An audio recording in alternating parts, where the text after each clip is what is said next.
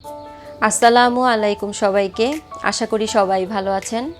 আমার Sumana's kitchen house চ্যানেলটিতে আপনাদের সবাইকে স্বাগতম। ফিরে এলাম আপনাদের জন্য চমৎকার একটি কাঁচা আমের আমসত্ত্বের রেসিপি নিয়ে। এই কাঁচা আমের আমসত্ত্বের রেসিপিটি যতটাই সহজ ততটাই কিন্তু ভীষণ মজাদার। বাজারে এখন প্রচুর কাঁচা আম পাওয়া যাচ্ছে। এই সময় এই কাঁচা আমগুলো কিনে আমসত্ত্ব বানিয়ে রাখলে কিন্তু সারা বছর জুড়েই খাওয়া যাবে। কাঁচা আমের আমসত্ত্ব তৈরি করার জন্য এখানে আমি 1 কেজি পরিমাণ কাঁচা আম নিয়েছি। এই আমগুলোর আটিগুলো কিন্তু এখনও শক্ত হয়নি। এই ধরনের আমগুলো দিয়েই কিন্তু আমসত্ত্বটা ভালো হয়। আমগুলো আমি ভালো করে ধুয়ে নিয়েছি। এখন আমগুলো আমি খোসা ছাড়িয়ে ছোট ছোট টুকরো করে নেব। এই তো আমগুলো আমি ছোট ছোট করে টুকরো করে নিয়েছি। এখন এই কড়াইটা আমি চুলাতে বসিয়ে দেব। সেদ্ধ করার জন্য আমগুলো আমি চুলায় বসিয়ে দিয়েছি। আমগুলো সেদ্ধ করার জন্য এখানে আমি 1 কাপ পরিমাণ পানি দিয়ে দিচ্ছি। এর চেয়ে বেশি পানি দেওয়ার কিন্তু দরকার নেই, কারণ আমটা সেদ্ধ করার পর এমনিতেই কিন্তু আম থেকে পানি বের হয়ে আসবে। পানিটা যদি বেশি দিয়ে দেন তাহলে এই পানিটা শুকাতে আবার বেশি সময় ধরে জাল করতে হবে। আমগুলো সেদ্ধ করার সময় এখানে আমি পানি ছাড়া আর কিছুই অ্যাড করছি না।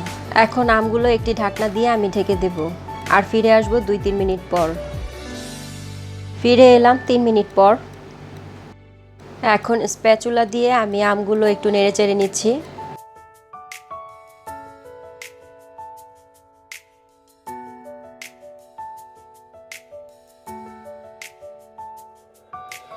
নাড়াচাড়া হয়ে গেলে এখন ঢাকনা দিয়ে ঢেকে দেব আর ফিরে আসবো 5 মিনিট পর। ফিরে এলাম 5 মিনিট পর। আমগুলো স্প্যাচুলা দিয়ে আমি আবার একটু নেড়েচেড়ে নিচ্ছি।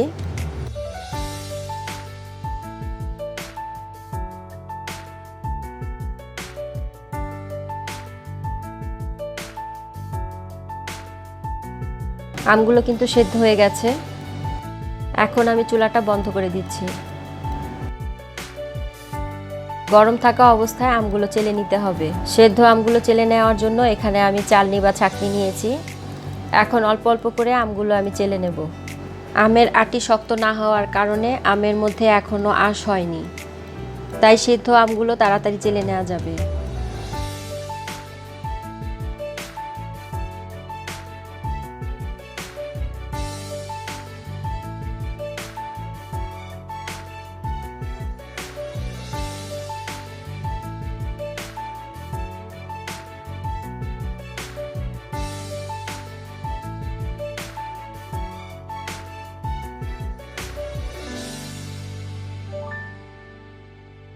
এভাবে এখন আমি সবটুকু আম চেলে নিচ্ছি। চেলে নেওয়ার পর অবশিষ্ট অংশটুকু আমি ফেলে দিচ্ছি। এই তো আমি সবটুকু আমের জেলি বের করে নিয়েছি। এখন এই জেলিটা আমি কড়াইতে ঢেলে দিচ্ছি। এখন এর মধ্যে আমি চিনি দিয়ে দিচ্ছি 1.5 কাপ। মিষ্টিটা আসলে আমের উপর ডিপেন্ড করে। আমার আমগুলো অনেক টক ছিল, এজন্য আমি চিনির পরিমাণটা একটু বেশি দিয়েছি। টক মিষ্টির ব্যালেন্সটা ঠিক রাখার জন্য এখন দিয়ে দিব বিট লবণ।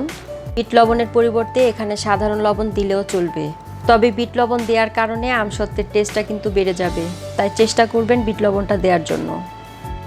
এখন চুলাটা আমি অন করে দিচ্ছি। এবার সব কিছু স্প্যাচুলা দিয়ে নেড়েচেড়ে মিশিয়ে নিচ্ছি। এ সময় চুলার আঁচটা আমি মিডিয়াম হিটে রেখেছি।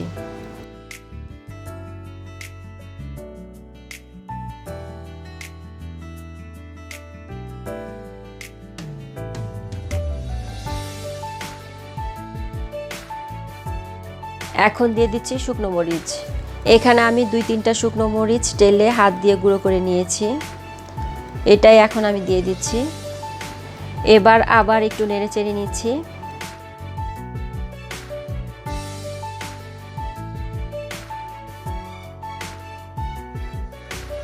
আমি যেহেতু কাঁচা আমের আমসত্ত্বটা বানাচ্ছি, এর জন্য কাঁচা ভাবটা দেখানোর জন্য এখানে আমি 2-3 ফোঁটা ফুড কালার দিয়ে দিচ্ছি। আপনারা যদি কালারটা না দিতে চান তাহলে কোনো রকম কালার ছাড়াই আমসত্ত্বটা তৈরি করে নিতে পারবেন। এখন ঘন ঘন নাড়াচাড়া করতে হবে, তা না হলে নিচে থেকে লেগে যাবে।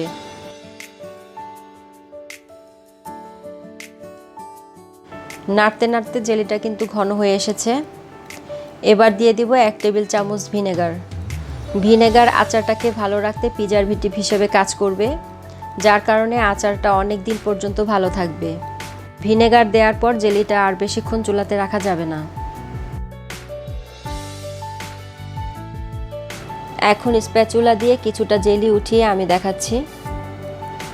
দেখতেই পাচ্ছেন বেশ আঠালো হয়ে গেছে। বুঝতে হবে জেলিটা একদম পারফেক্ট হয়েছে আমসত্ত্বের জন্য। জেলিটা আমি আর জাল করব না, এখন চুলাটা আমি বন্ধ করে দিচ্ছি। জেলিটা এখন চুলা থেকে আমি নামিয়ে নিচ্ছি। এখানে আমি 2টি ছেনি নিয়েছি, আর এই ছেনির মধ্যে আমি একটু সরিষার তেল মাখিয়ে নিয়েছি, যেন আমসত্ত্বগুলি শুকিয়ে গেলে সহজেই তুলে নেওয়া যায়। গরম থাকা অবস্থায় এখন আমের জেলিগুলো আমি ছেনির মধ্যে ঢেলে দিচ্ছি। ঢেলে দেওয়ার পর ছেনিটা আমি আস্তে আস্তে একটু ঝাঁকিয়ে নিচ্ছি, যেন জেলিটা সুন্দরভাবে সব জায়গায় সেট হয়ে যেতে পারে, যেন কোথাও কম বেশি না হয়। এখানে আমি 2টি ছেনিতেই জেলিগুলো ঢেলে নিয়েছি। ছেনিতে জেলিগুলো কিন্তু এতক্ষণে সেট হয়ে গেছে। আমের এই জেলিগুলো কিন্তু 2ভাবেই শুকিয়ে নেওয়া যাবে, চুলায় এবং রোদে। আপনার বাসায় যদি রোদের কোনো ব্যবস্থা না থাকে তাহলে চুলা নিচে দিয়েও আপনি আমসত্ত্বগুলো শুকিয়ে নিতে পারবেন, তবে সেক্ষেত্রে শুকানোর সময় হয়তো একটু বেশি লাগতে পারে। আমি আমসত্ত্বের জেলিগুলো রোদেই শুকাবো, তাই ফিরে আসছি আমসত্ত্বগুলো একদম শুকিয়ে যাওয়ার পর। ফিরে এলাম আমসত্ত্বগুলো শুকিয়ে যাওয়ার পর। আমার আমসত্ত্বগুলো কিন্তু একদম শুকিয়ে গেছে। এই আমসত্ত্বগুলো শুকাতে আমার 2 দিন সময় লেগেছে। আমসত্ত্ব শুকানোটা আসলে রোদের উপর ডিপেন্ড করে। রোদের তাপ যদি বেশি থাকে তাহলে শুকানোর সময় কম লাগে, আর রোদের তাপ যদি কম থাকে তাহলে শুকানোর সময়টা একটু বেশি লাগে। শুকানোর পর দেখতেই পাচ্ছেন আমসত্ত্বটা ছেনি থেকে কতটা ছোট হয়ে গেছে। আমসত্ত্বের পুরুত্বটা দেখতেই পাচ্ছেন।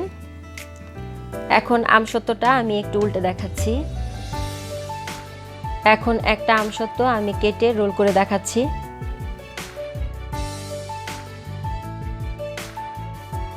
এই আমসত্ত্বগুলো যদি আপনি বছর জুড়ে খেতে চান তাহলে ভালো করে রোদে শুকিয়ে আপনি বাইরে রেখে দিতে পারবেন, শুধু মাঝে মাঝে রোদে দিলেই চলবে। আর যদি ফ্রিজে রেখে খেতে চান তাহলে রোদে দেওয়ার ঝামেলাটা আর থাকবে না। আমসত্ত্বগুলো এমনিতেই অনেক দিন ভালো থাকবে, 1-2 বছরেও কিছুই হবে না। রেসিপিটি ভালো লাগলে লাইক, কমেন্ট, শেয়ার করবেন আর সাবস্ক্রাইব করে পাশেই থাকবেন। আপনাদের সবাইকে আমার ভিডিওটি দেখার জন্য ধন্যবাদ। আবার ফিরে আসবো অন্য কোনো নতুন ভিডিও নিয়ে। ততদিনে আশা করি ইনশাল্লাহ সবাই ভালো থাকবেন। আল্লাহ হাফেজ।